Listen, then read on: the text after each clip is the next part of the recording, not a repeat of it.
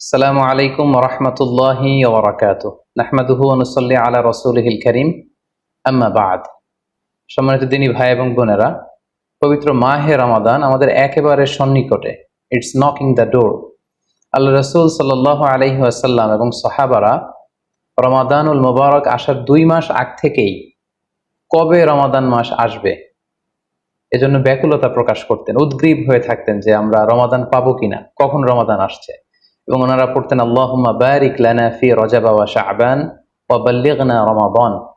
অর্থাৎ হে আল্লাহ, আপনি রজব এবং শাবান মাসে আমাদের বরকত দিন এবং রমাদান পর্যন্ত আপনি আমাদেরকে পৌঁছে দিন।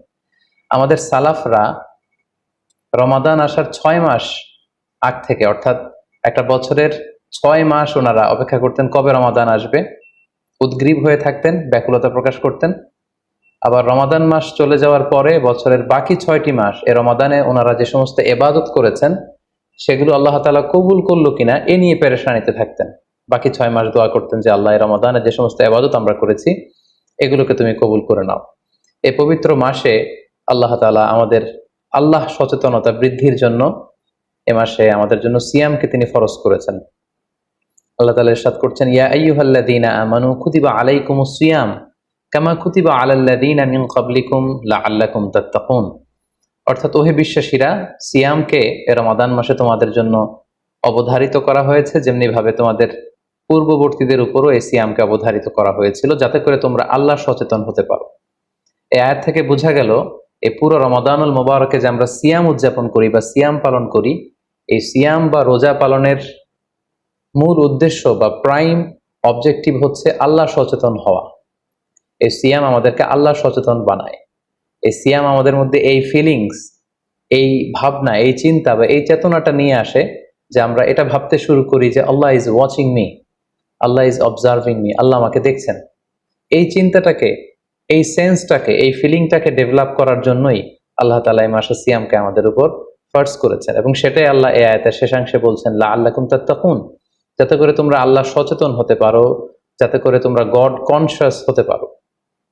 আমরা যখন সিয়াম পালন করি আমরা তখন ক্ষুধার্ত, আমরা তৃষ্ণার্ত। ঘরের ভেতরে আমরা চাইলে, কেউ নেই, কেউ আমাকে দেখছে না, আমি চাইলেই খেয়ে ফেলতে পারি, আমি চাইলেই কিন্তু পান করে আমার তৃষ্ণা মেটাতে পারি, কিন্তু আমি খাচ্ছিও না, পানও করছি না। কারণ আমি এটা ফিল করি যে কেউ দেখে না কিন্তু আল্লাহ দেখে। পৃথিবীর কেউ আমাকে দেখছে না। দরজা বন্ধ করে, জানালা বন্ধ করে, ফ্রিজ থেকে ঠান্ডা পানি বের করে, শরবত বের করে আমি কিন্তু ঘরের ভেতরে যখন একা একা থাকি আমি খেয়ে আমার তৃষ্ণা নিবারণ করতে পারি। কিন্তু এটা আমরা কেউই করি না, কারণ আমরা ফিল করি যে পৃথিবীর কেউ যদি নাও দেখে, আল্লাহ সুবহানাহু ওয়া তাআলার চোখে কিন্তু আমরা ফাঁকি দিতে পারছি না। হি ইজ ওয়াচিং মি, তিনি আমাদেরকে দেখছেন। তাহলে সম্মানিত দিনী ভাই এবং বোনেরা, এই সিয়াম আমাদের মধ্যে আল্লাহ কনসিয়াসনেস, আল্লাহ সচেতনতা এটা ডেভেলপ করে। পাশাপাশি সিয়ামের মাধ্যমে আমরা আমাদের প্রবৃত্তির উপর নিয়ন্ত্রণ অর্জন করি। গোটা বছর প্রবৃত্তি আমাদেরকে নিয়ন্ত্রণ করে, সারা বছর প্রবৃত্তি আমাদের উপর জিতে, আর আমরা এই রমাদান মাসে প্রবৃত্তির উপর জয়লাভ করি। যেমন পুরো বছর ব্যাপী আমার যখন ক্ষুধা লাগে আমি খাই, তৃষ্ণার্ত হলে পানি পান করি, আমার কামনা জাগলে সেই কামনা আমি পূরণ করি। কিন্তু রমাদানে ক্ষুধা লাগলে কিন্তু আমরা খাই না। তৃষ্ণায় গলা ফেটে যাচ্ছে, তৃষ্ণায় গলা কাঠ হয়ে যাচ্ছে, কিন্তু এক ফোঁটা পানি আমি পান করছি না। সিয়াম পালন করা অবস্থায় দিনের বেলা আমরা যারা বিবাহিত, আমাদের স্ত্রীদের সাথে অন্তরঙ্গ মুহূর্ত আমরা কাটাচ্ছি না। তার মানে আমার যেটা মন চাচ্ছে, আমার যেটা ডিজায়ার, আমার যেটা ডিমান্ড, সেটা আমি ফুলফিল করছি না। অর্থাৎ আমার প্রবৃত্তিকে আমি নিয়ন্ত্রণ করি।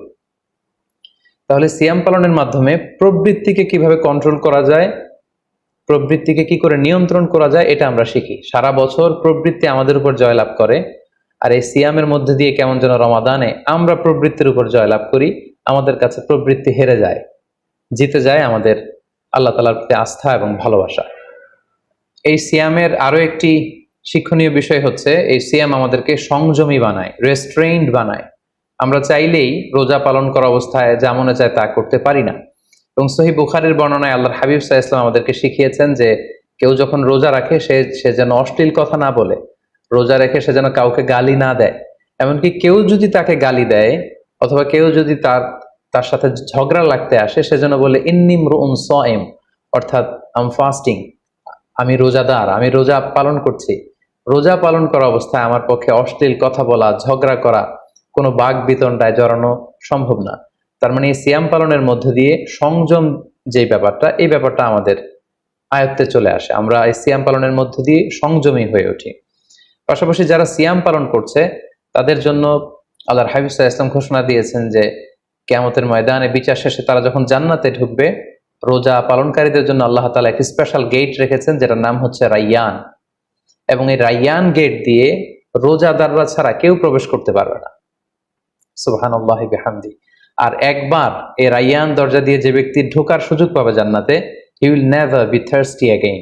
সে কখনো আর তৃষ্ণার্ত হবে না, চিরকালের জন্য তার গলা থেকে তৃষ্ণা হারিয়ে যাবে। পাশাপাশি আল্লাহ তাআলা ইরশাদ করছেন যে সব আমলগুলোকে সওয়াব বাড়ানো হয় এবং সওয়াবের প্রতিদান বান্দাদেরকে দেয়া হয়, কিন্তু এই সিয়ামের ব্যাপারটা ভিন্ন। এর প্রতিদান আমি আল্লাহ নিজ হাতে দেব। আরেক বর্ণনা এসেছে এই সিয়ামের প্রতিদান আমি নিজেই। আমরা যদি একটু খেয়াল করে দেখি যে রমাদানুল মুবারাকে আমরা যত নেক আমল করছি বা সৎকর্ম করছি, এগুলোর সওয়াবগুলোকে কিন্তু জ্যামিতিক হারে বাড়ানো হয়। দ্য রিওয়ার্ডস অফ আমাল is multiplied in this blessed month of Ramadan. এ মাসে আমরা একটা নফল ইবাদত করলে সেটা ফরজের সমান সওয়াব দেওয়া হচ্ছে। একটা ফরজ ইবাদত করলে সেটা 70 থেকে 700 গুণ সওয়াব দেওয়া হচ্ছে। এ মাসে উমরা করলে সেটা হজের সমান সওয়াব দেওয়া হচ্ছে। অর্থাৎ অন্যান্য মাসে আমরা যদি নেক আমল করি তাহলে সেটার সওয়াবকে বাড়ানো হয় গাণিতিক হারে, কিন্তু এই রমাদানুল মুবারাকে কোনো নেক আমল করলে সওয়াবকে বাড়ানো হয় জ্যামিতিক হারে। এটাকে মান্থ অফ স্পেশাল অফার বলা হয়, বিশেষ অফারের মাস। আল্লাহ তাআলা চেয়েছেন যে বিশেষ অফার দিয়ে আমাদেরকে ইবাদতের প্রতি আগ্রহী করে তোলে, আকৃষ্ট করে তোলে। তিনি যেন আমাদের গুনাহগুলোকে ক্ষমা করে দিয়ে আমাদেরকে পাপ মুক্ত বান্দা হিসেবে স্বীকৃতি দিতে পারেন, তার একটা কেমন যেন আয়োজন তিনি করে থাকেন আমাদের জন্য পবিত্র মাহে রমাদানে। এবং এই রমাদানুল মুবারকের প্রতিটি রাতে আল্লাহ তাআলার পক্ষ থেকে একজন বিশেষ আহ্বানকারী ফেরেশতা তারা ডাকতে থাকে আর বলতে থাকে, ইয়া বাগিয়াল খায়রি আকবিল, হে কল্যাণের অভিযাত্রী, হে কল্যাণের পথের যাত্রী, আকবিল প্রসিড, গো অন, আরো সামনে যাও, আরো নেক কাজ করো, আরো ভালো কাজ করো। ইয়া বাগিয়াশ শাররি আকসির, হে পাপের পথের যাত্রী, আকসির স্টপ, থেমে যাও, অনেক হয়েছে, আর না, আর অন্যায়ের দিকে ধাবিত হয়েও না। এটা প্রতি রাতেই, রমাদানের প্রতিটি রাতেই এই আহ্বান করা হয় যে হে কল্যাণের পথের যাত্রী, ভালো কাজ করতে থাকো, হে অকল্যাণের পথের যাত্রী, এখনই থেমে যাও, আর সামনের দিকে আগ বাড়িও না। এবং এই বরকতপূর্ণ মাস পেয়েও যারা আল্লাহ তাআলার ক্ষমা পায়নি, রাসূল সাল্লাল্লাহু আলাইহি ওয়াসাল্লাম তাদের জন্য ভয়ঙ্কর ওয়ার্নিং দিয়েছেন, হুঁশিয়ারি দিয়েছেন, গভীর হুঁশিয়ারি তিনি বর্ণনা করেছেন। মসজিদে নববীতে আল্লাহ রাসূল সাল্লাল্লাহু আলাইহি ওয়াসাল্লাম একবার মিম্বারের প্রথম ধাপে পা রেখে বললেন আমিন, দ্বিতীয় ধাপে পা রেখে বললেন আমিন, তৃতীয় ধাপেও পা রেখে বললেন আমিন। সাহাবারা জিজ্ঞেস করলেন, ইয়া রাসূলুল্লাহ, তিনবার কেন আমিন বললেন? আমরা তো বুঝতে পারলাম না।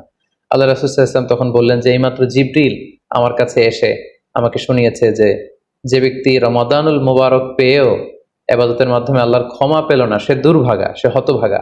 আমি তখন বলেছি আমিন।